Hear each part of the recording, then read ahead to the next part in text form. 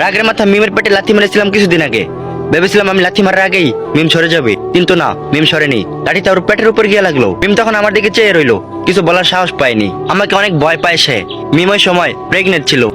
আমি মনে মনে অনেক ভয় পেয়ে গেছিলাম। আমার মাথায় চিন্তা ঢুকে গেল, এখন যদি মিমের কিছু হয়ে যায়। আমি তখন ঘাবড়ে গিয়েছিলাম, মিমের গর্ভে আমার ছেলে বা আমার মেয়ের যদি কিছু হয়ে যায়। মিম তখন আমাকে কান্না সরে বলে, তুমি আমাকে লাথি মেরেছো না, একদিন তুমি এর জন্য পস্তাবে।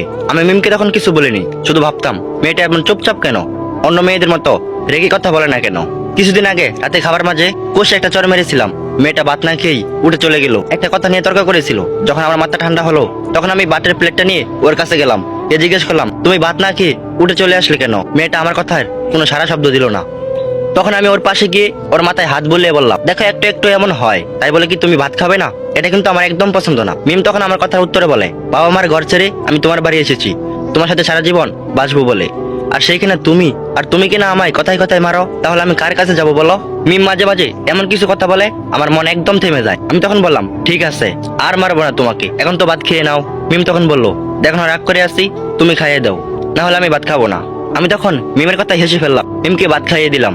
পরদিন সকালে ছোট বোনের সাথে মিমের 5 টাকা দামের একটা কোপা নিয়ে ঝগড়া হয়। ছোট বোন তখন বলে, কোপা নাকি মিম হারিয়ে ফেলেছে। ছোট বোন মিমের গায়ে হাত তুলে ফেলেছে। এই অপরাধে আমি আমার ছোট বোনকে কিছু বলতে পারিনি। কারণ কি জানেন, আমি সংসারে বিয়ের আগে টাকা দিতাম মাসে 20,000, আর বিয়ের পরে সংসারে টাকা দেই মাসে 10,000। এই নিয়ে আব্বু আমার সাথে আমার ঝগড়া হয়েছিল। আমি নাকি সংসারে টাকা দেই না, সব টাকা বউয়ের পিছে খরচ করে ফেলি। বাবা মাকে আমি কখনো বুঝতে পারিনি যে বিয়ের পরে সংসারে ছেলে টাকা দিবে কিভাবে। ছেলের এখন বউ আছে, ছেলের এখন ভবিষ্যৎ আছে, আরো কত কি থাক, এইগুলো আপনাদের নাই বলি। মিম তখন আমার কাছে এসে বললো, দেখো আজ তোমার ছোট বোন আমার গায়ে হাত তুলে ফেলেছে, তাও তুমি কিছু বললে না, চুপচাপ রুমে চলে আসলে। আমি তখন মিমকে আর বুঝিয়ে কিছু বললাম না, ব্যাপারটা এখানে শেষ করে দিলাম। মিম মেয়েটা বুঝের মানুষ, হয়তো আমার কথা সে বুঝে, তাই সে আর দ্বিতীয়বার প্রতিবাদ করে না। কিছুদিন এভাবে চলে গেল। একদিন মিম আমার কাছে 500 টাকা চেয়েছিল। আমি তখন বললাম, এখন আমার কাছে টাকা নাই, পরে এক সময় দিয়ে দিব। মিম তখন বললো, ঠিক আছে, টাকা লাগবে না। ভাবলাম মেয়েটা কোনোদিন আমার কাছে 500 টাকা আবদার করেনি, আজ কেন চেয়েছে। আমি মনে মনে মিমকে সন্দেহ করেছিলাম। অফিস থেকে এসে মিমকে বললাম, খাবার খাবো। মিম তখন বললো, বেড়ে নেও না, উঠতে পারতেছি না, নড়াচড়া করলে অনেক ব্যথা পাই। আমি তখন রাগে সরে বললাম, খাবার বেড়ে দিবা নাকি আমি এখান থেকে চলে যাব? মিম তখন বললো, আচ্ছা উঠতেছি, তুমি এখানে বসো। মেয়েটা কিছুক্ষণ পর তরকারি গরম করে আমায় ভাত বেড়ে দিল। খাবার খেয়ে দুজনেই ঘুমিয়ে পড়লাম। মধ্যরাতে ব্যথায় মিমের ঘুম ভেঙে যায়। মিম তখন আমাকে বললো, ওই ওঠো না, পাশের রুম থেকে একটা ব্যথার ওষুধ নিয়ে আসো।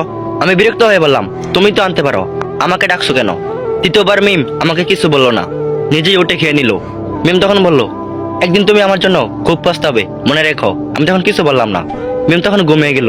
কয়েকদিন যাবার পর আমি কন্যা সন্তানের বাবা হলাম। নিজের স্ত্রীকে আর ফিরে পেলাম না, চলে গেল না ফেরার দেশে। আজ বড্ড একা বোধ হয়। মিমকে ছাড়া এক রাত তো ঘুমাতে পারিনি, বাপ পাশের বিছানাটা খালি খালি লাগে।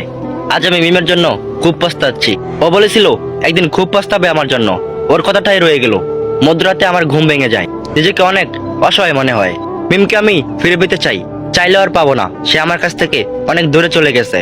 গল্প এখানেই সমাপ্ত, কিন্তু এটা গল্প হলেও বাস্তব জীবনের থেকে নেওয়া।